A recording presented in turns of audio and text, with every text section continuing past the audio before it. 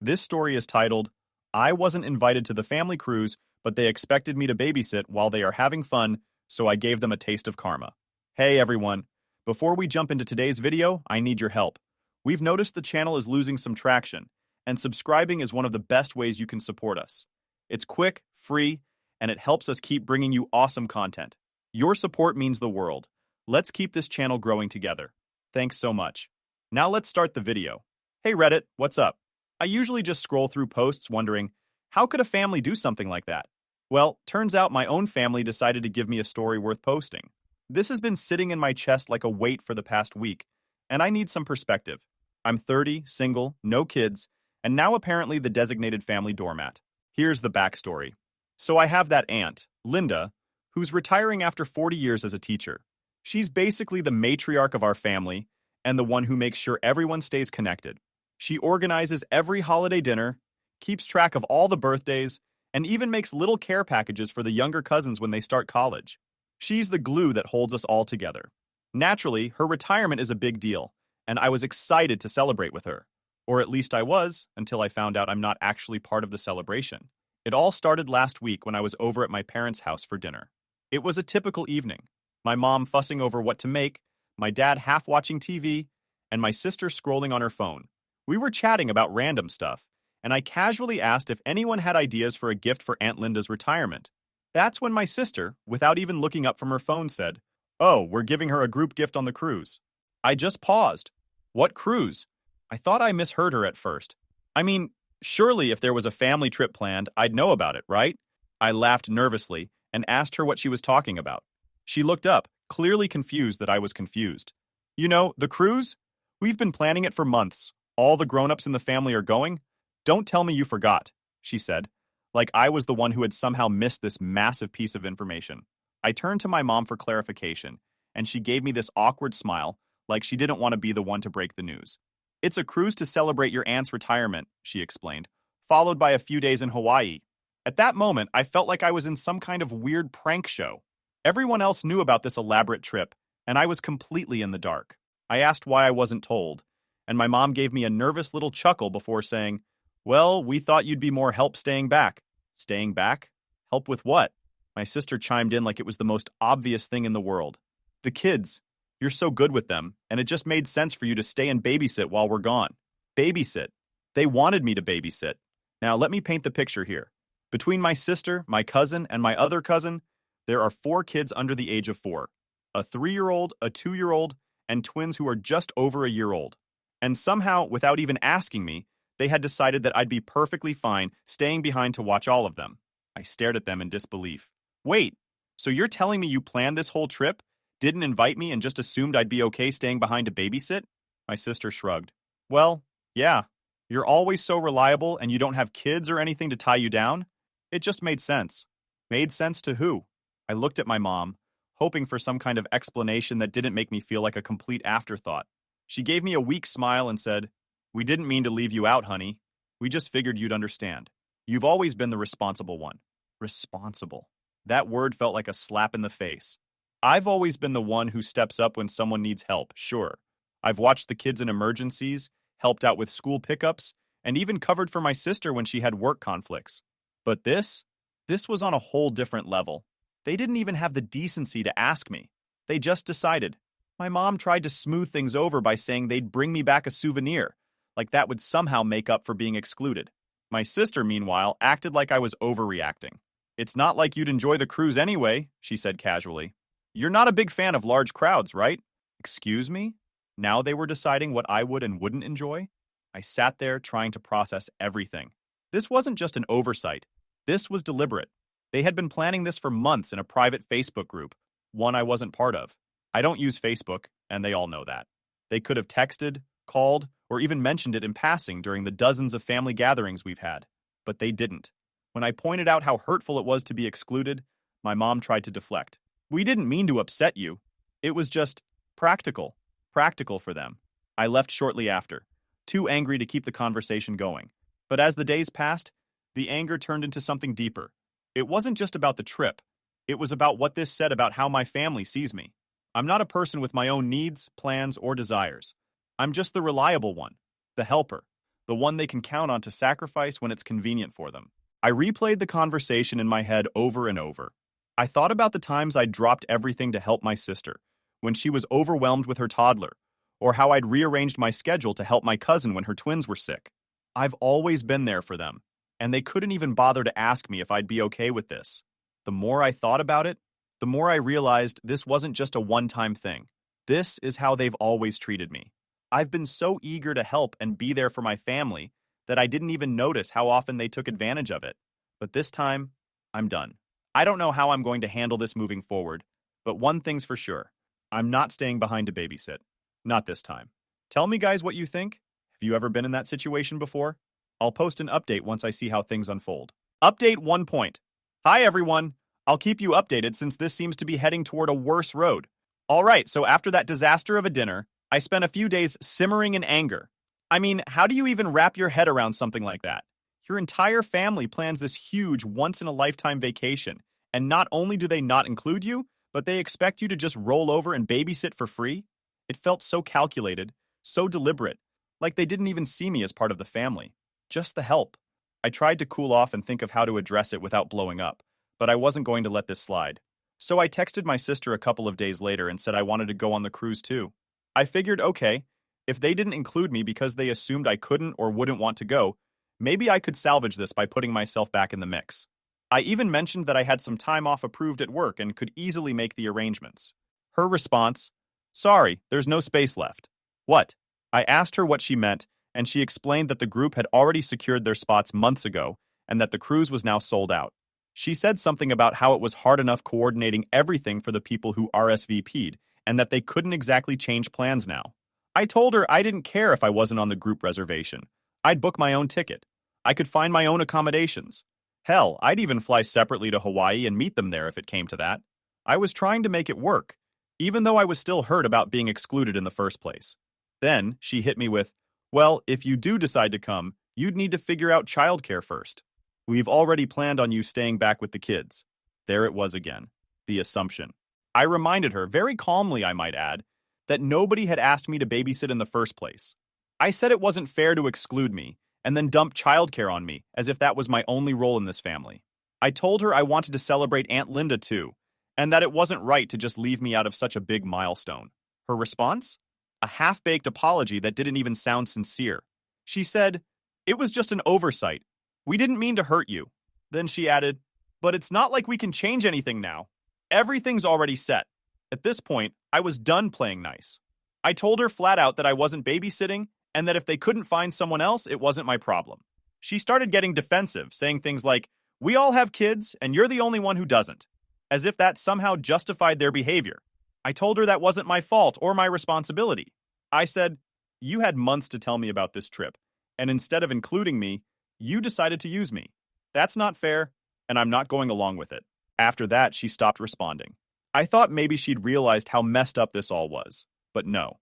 She just passed the baton to my mom. The next day, my mom called me, and I could already hear the guilt trip in her voice before she even said anything. She started with the classic, "I just don't want there to be bad blood in the family." I told her it wasn't about bad blood. It was about respect. I said it wasn't right to exclude me from something so important and then expect me to pick up the slack so everyone else could have fun. She just said, "Families help each other out." I just about lost it. I said, "Exactly. Families help each other. But where was the help for me? Where was the consideration for my feelings? You didn't even think to ask me what I wanted. You just assumed I'd be okay with being left out and used." She tried to soften the blow by saying, "We didn't mean to make you feel left out. We just thought you'd be more comfortable staying back." Comfortable. Babysitting 4 kids under 4 while everyone else is enjoying on a cruise. Sure, sounds so comfortable. I told her I wasn't doing it, and that was final. She sounded disappointed, like I'd let her down somehow. She even tried to play the "we're all counting on you" card, but I wasn't budging. After I hung up, I felt a mix of emotions. I was proud of myself for standing my ground, but I also felt this deep sense of betrayal. These are the people who are supposed to love and support me, and they couldn't even be bothered to treat me like an equal. The cherry on top? My cousin texted me later that day trying to smooth things over. She said she understood why I was upset, but that I should look at the bigger picture and think about how hard it is for parents to balance everything. I didn't even respond. I was too drained to argue anymore. But here's the thing. I still have my time off approved at work, and I'll be damned if I spend it at home watching kids while my family is off living it up. If they thought I was just going to roll over and take this, they've got another thing coming. I started making my own plans. Plans that didn't involve babysitting or catering to anyone else's needs. If my family wants to act like I don't matter, fine. I'll show them what that looks like. What do you guys think? Should I just go and do my own thing, or is this the wake-up call they needed? Let me know, because honestly, I'm still figuring out if I handled this the right way. Stay tuned for another update. Upton? Update 2: Hey again. So, after the whole fiasco with my family, I decided I wasn't going to let them ruin my time off. They wanted to act like I didn't exist? Fine. I could play that game too. If they were all busy having the time of their lives on a cruise, I'd make sure I wasn't sitting at home stewing about it. So, I started planning my own trip. At first, it was just to prove a point to myself, but I realized that I actually needed this. I couldn't remember the last time I took a vacation just for me. Every trip I'd been on in the past few years was either for work, a family obligation, or tagging along to help someone else out. This time, it was going to be different. I decided to head to the mountains. There's a small cabin rental I'd heard about from a coworker. Secluded, cozy, with amazing hiking trails and a hot tub overlooking a valley. It sounded like heaven. I booked it for a week and didn't tell anyone. The day before my family's big cruise departure, I packed up my car, turned my phone on silent, and left. I didn't say goodbye or let anyone know I wouldn't be available. I figured if they couldn't be bothered to include me in their plans, I didn't owe them a status update on mine. The drive up to the cabin was exactly what I needed. Rolling hills, winding roads, and the kind of quiet that lets you finally breathe. When I got there, I was blown away by how perfect it was. The cabin was small but charming, with a stone fireplace, big windows, and a deck that overlooked the forest. I spent the first day doing nothing but relaxing. For the first time in what felt like forever, I wasn't worrying about anyone else. No kids to watch, no errands to run, no family drama, just me. But of course, the peace didn't last long. The morning of the cruise, my phone started blowing up. Even though I'd turned off notifications, I still saw the missed calls and texts piling up when I checked my phone later. First, it was my mom. When can we drop the kids off? Everyone's getting ready to head out. Then my sister. We're on our way to your place with the car seats. Be home, okay? Then my cousin. Hey, are you ignoring us? We're kind of in a rush here. I didn't respond to any of it. As the messages kept coming, they started to get angrier. My sister texted, "This isn't funny. We're all waiting for you to step up." My mom left me a voicemail that was all guilt-trippy, saying things like, "I just don't understand why you do this. We're a family. We rely on each other." Finally, my cousin sent me a long, ranty message about how irresponsible I was being and how selfish it was of me to leave them scrambling at the last minute. She even had the audacity to suggest that I was ruining Aunt Linda's special day by making things harder for everyone. Oh, I was furious. Ruining Aunt Linda's day? The only reason I wasn't there to celebrate her was because they didn't think I was important enough to invite. But now, I was the bad guy? Sure. I turned my phone off completely after that. I wasn't going to let them guilt me into feeling bad for sticking up for myself. The rest of the week was exactly what I needed. I hiked trails that overlooked stunning views, soaked in the hot tub under the stars, and spent hours journaling and reflecting on everything. One night, as I sat by the fireplace, I thought about how I'd let my family walk all over me for years. I'd always been the yes person, the one who dropped everything to help. And while I loved my family, I realized I'd been sacrificing my own happiness to make their lives easier. But not anymore. By the time I drove back home at the end of the week, I felt like a different person. I wasn't angry anymore, just done. Done with being the fallback option, done with being the invisible helper, done with being treated like I didn't matter. Little did I know that the fallout was waiting for me. When I got back from the cabin, I was bracing myself for the storm I knew was coming.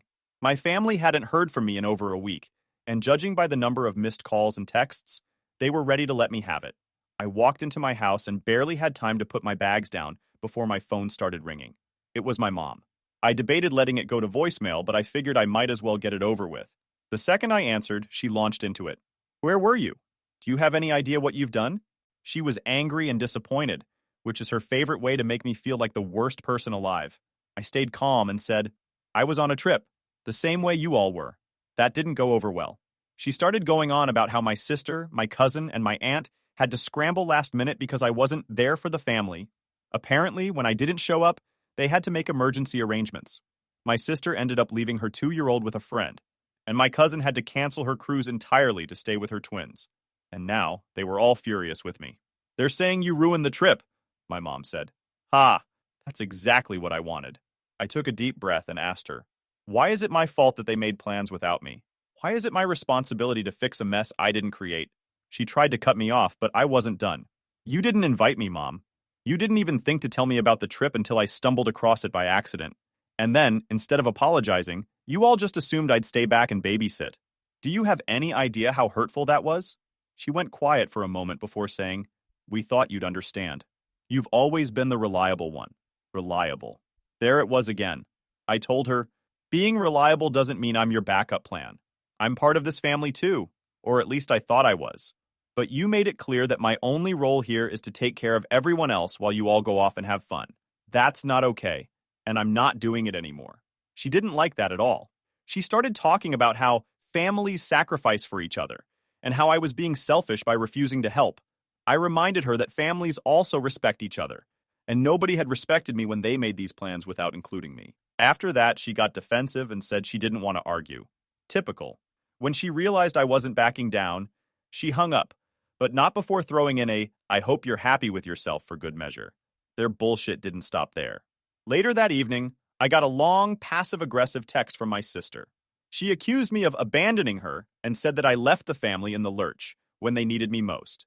She went on about how hard it was to find someone to watch her daughter last minute, and how her friend wasn't even that good with kids. My cousin also chimed in, sending a rant about how I had ruined the whole trip for her, because she couldn't find anyone to watch the twins. She even threw in a line about how my aunt was disappointed in me for not being there to celebrate her retirement.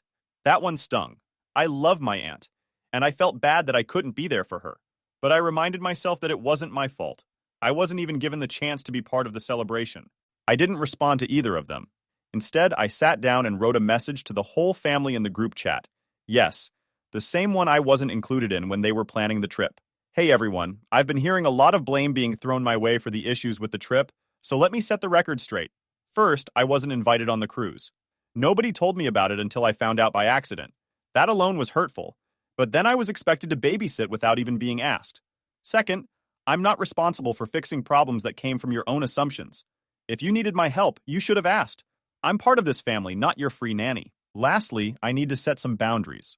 From now on, if anyone needs my help, they need to ask me directly. And if I say no, that's the end of it. I won't be guilt-tripped or manipulated into doing things I don't agree to. I love this family, but I also deserve to be treated with respect. I sent it and put my phone down. I didn't even care what the fallout would be. For once, I wasn't bending over backward to please everyone else. I thought my firm message would end the chaos and set clear boundaries. Instead, it was like I had thrown a grenade into the family group chat. The fallout started immediately. By the next day, my phone was flooded with calls, texts, and guilt-tripping voicemails. It wasn't just about them being upset. I could deal with that. No, this was entitlement on a level I didn't know existed. The first call I picked up was from my cousin, the one with the twins. Her tone was sharp and accusatory from the start. I just don't understand how you could do this to us, she began, skipping any pretense of politeness. I let out a slow breath. Do what, exactly? I asked, though I already knew where this was going. You left us scrambling, she snapped. We thought you'd be home to take care of the kids, and when you weren't, we had no choice but to cancel everything. Do you realize how much money we lost? That's unfortunate, I said calmly, but it's not my responsibility. You should have arranged childcare in advance if you knew it would be an issue. She gasped, like I just insulted her directly. You're being completely unreasonable. This isn't how families treat each other. Families help. Helping requires someone asking for help, I said, my voice steady but firm. No one discussed this with me. No one even mentioned the trip to me. You just assumed I'd be okay with it, and that's not fair. She didn't like that answer. It was an accident that no one told you, she argued, her voice dripping with exasperation. We thought you'd be fine watching the kids. You've done it before. And I've done it before when I was asked and agreed to it, I countered. This time, no one asked. You can't just make plans for me and expect me to be okay with it. Then she hit me with something that left me momentarily speechless. You know, we could have called the police for child abandonment. You were supposed to be home to care for them. It took me a second to process what she'd just said. What? I asked, genuinely baffled. You left us in a bind, she pressed on. You were the one we were counting on. It's neglectful to just leave when the kids were supposed to be with you. I couldn't help it. I laughed. You can't be serious, I said. You can't report me to the police for not agreeing to a responsibility I was never asked to take on. That's ridiculous. You don't get to assume things and then punish me when your assumption is wrong. She was silent for a moment, and I took the opportunity to keep going. My house isn't even child-proofed, I said. And to be honest, I don't particularly enjoy spending time with kids. I'm not equipped for this, and it's not something I want to do. She exploded at that. Wow, so now you're just admitting you don't care about your family? Is that it? You think you're too good to help out? No, I said. I was boiling inside. I think I'm allowed to have my own life and my own plans. Just because I've helped in the past doesn't mean I'm obligated to sacrifice my time and energy whenever you feel like it. She hung up on me after that. But it didn't end there. My sister jumped in next, sending a furious string of texts accusing me of destroying the family dynamic and making Aunt Linda's retirement about me. She ranted about how selfish I was being and how I was letting everyone down. I didn't even bother replying to her. Then my mom called. Unlike my cousin, she wasn't angry. She was disappointed, which is somehow worse. Honey, she began, we're all just so hurt by what's happened. This isn't like you. I raised you to be better than this. Mom, I interrupted, I'm not doing this. If you're calling to guilt me, save it. I'm not trying to guilt you, she insisted, though her tone said otherwise. I'm just saying, you've really upset your sister and cousin. They were counting on you. And they should have asked me if I was available, I said. They didn't. They assumed. That's not my problem. She sighed heavily. This isn't how families are supposed to work. We're supposed to help each other. Helping requires respect, I said firmly. No one respected me enough to include me in the trip. No one respected me enough to ask if I could help. They just made plans and expected me to fall in line. That's not helping. That's being used. She didn't know how to respond to that. Instead, she switched tactics. Aunt Linda is so upset that this drama has overshadowed her celebration. Do you even care about how this is affecting her? I felt my patience snap. If you cared so much about Aunt Linda's celebration, maybe you shouldn't have excluded someone who wanted to celebrate her too. This isn't my fault, Mom. Stop trying to make it my responsibility to fix your mistakes. She didn't say much after that, just another heavy sigh before muttering, I hope you're happy with yourself, and hanging up. The only bright spot in all of this was Aunt Linda herself. She called me later that evening. I just wanted to check in on you, she said. I heard about the drama, and I wanted to say I'm sorry. For what? I asked, genuinely surprised. For how the family has treated you, she said. I didn't realize you hadn't been included in the trip. If I'd known, I would have insisted you come. I hate that this has become such a mess. Her words meant more to me than I could say. I thanked her, and for the first time in days, I felt a little lighter. As for the rest of my family, I've been sitting here staring at my phone, wondering if I should just turn it off and walk away from all of it. Part of me thinks I should let them know exactly how I feel. Lay it all out so there's no confusion. But the other part of me is just so tired. Tired of the arguments, the guilt trips, the feeling that nothing I say will ever make a difference. Maybe it's time to just stop trying and let them figure things out without me. I don't know. What would you guys do? Let me know in the comments and I'll keep you updated. Final update. Hey everyone. Thanks for all your support. I came with a final update just to let you know my final decision. So, after the chaos of the past few days, it became painfully clear that my family wasn't going to change. No amount of explaining or boundary setting would make them see me as anything other than the reliable one, the person they could lean on, without ever considering my feelings or needs. I had hoped things might calm down after Aunt Linda's kind words and my firm message in the group chat, but that wasn't the case. My sister's vague Facebook posts about toxic family members continued, with comments like, some people forget what loyalty means, flooding in from her friends.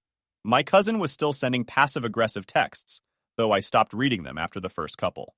Even my mom, who had shown a flicker of self-awareness during our last conversation, was back to guilt-tripping me every chance she got. It was exhausting. I found myself lying awake at night, replaying every argument, every accusation, and every moment when they tried to make me feel small. I kept asking myself, was this worth it? Could I keep putting up with this kind of treatment? The answer was no. For years, I had bent over backward to be the good daughter, the helpful sister, the reliable cousin. But what had that gotten me? Exclusion, disrespect, and entitlement. I realized I couldn't keep pouring myself into people who only saw me as a convenience. It was time to cut ties. So I decided to call my mom. She was the hardest to confront because, despite everything, I did still love her. But love wasn't enough to justify the way she treated me. When I called her, She answered on the first ring. "Oh, honey," she said, her voice already dripping with relief. "I'm so glad you called. Let's put all this behind us, okay? I don't want to fight anymore." "This isn't a fight, Mom," I said, keeping my voice calm but firm. "This is me telling you that I need space. A lot of it." "What does that mean?" she asked. "It means I can't keep doing this," I said. "I love you, but I can't be part of a family that doesn't respect me. Every time I try to stand up for myself, I'm met with guilt-tripping, accusations, and all this bullshit. I deserve better than that." Her voice broke. "So what? You're just going to walk away? From me? From your sister? From everyone?" "If that's what it takes to protect my peace, yes," I said. "You can't mean that," she said, sounding desperate now. "Families fight. That's what we do. But we work through it. You don't just cut people off." "I've been working through it for years," I said, "and all it's done is hurt me. I'm done," she cried, begged, but I didn't waver. Eventually, she realized I wasn't going to budge and hung up on me. For my sister and cousin, I just simply blocked them and didn't answer their calls. I half expected an angry message from my mom or some other family member, but to my surprise, it was quiet. Maybe they finally got the hint. For the first few days, I felt a mix of relief and sadness. Cutting ties with my family wasn't easy.